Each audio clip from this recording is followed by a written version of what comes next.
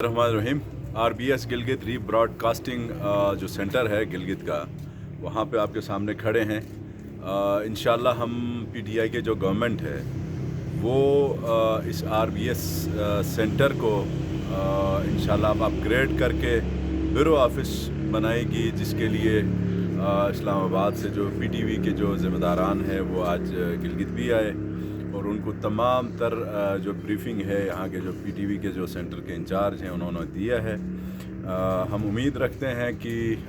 جو ہمارے منسٹر صاحبان ہیں فاروق حبیب صاحب اور فواد چودھری صاحب دونوں انٹرسٹڈ بھی ہیں کہ گلگت بلتستان چونکہ پرائم منسٹر صاحب کی عین خواہش کے مطابق یہ ٹورزم کا ہب ہے، اور یہاں اگر بیورو آفس بن جاتا ہے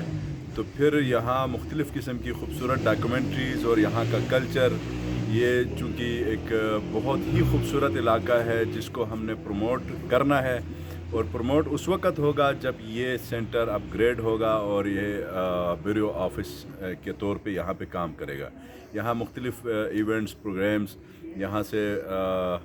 تیار ہوں گے، یہ پھر